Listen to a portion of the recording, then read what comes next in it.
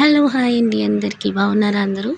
So first అయితే మనం గంగవల్లి పప్పు అయితే చేసుకుందాం. ఫస్ట్ గంగవల్లి పప్పుకి కుక్కర్ తీసుకొని కుక్కర్లో అయితే పప్పు వేసేసి వాష్ చేసేసి బాగా నేనైతే వాటర్ పోసేసుకొని దాంట్లో పచ్చిమిర్చి, టమాటో, గంగవల్లి ఆకుకూర వేసేసి దాంట్లోని ఆనియన్స్ అండ్ పసుపు, కారం, కొద్దిగా గీ వేసుకున్నాను. నేను పిల్లలు కూడా ఇష్టంగా తింటారు కదా అని.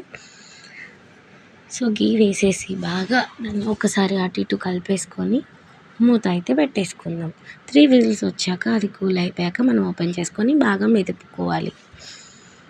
సో మెదిపెట్టుకున్నాక పోపు దినుసుల్లోకి ఆవాలు, జీలకర్ర, వెల్లుల్లిపాయ వేసి బాగా ఫ్రై చేయాలి. వన్స్ కొద్దిగా కుక్ అవుతున్నాయి వెల్లుల్లిపాయలు అనిపించుకున్నప్పుడు ఆనియన్స్ కూడా వేసేసుకుందాం. ఫస్ట్ ఆనియన్స్ వేస్తే వెల్లుల్లి వేయగదు అని చెప్తారు. సో నేను అదే ఫాలో అవుతాను. ఫస్ట్ వెల్లుల్లి వేసి తర్వాత ఆనియన్స్ వేస్తాను. ఇప్పుడైతే కరివేపాకు వేసేసి ఎండుమిర్చి వేసి వేపేసాను.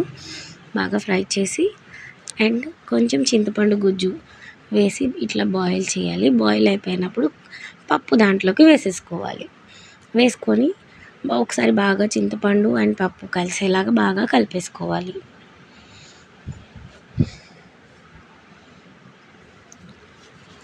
చూడండి, కలిపేసి ఒక్క నిమిషం అలా మూత పెట్టి సాల్ట్ చెక్ చేసుకోవాలి. సో నాకైతే సాల్ట్ సరిపోలేదు, మళ్ళీ ఒకసారి వేసుకున్నాను అనమాట. సాల్ట్ ఒకసారి వేసుకున్నాక మిక్స్ చేయాలి. మిక్స్ చేసి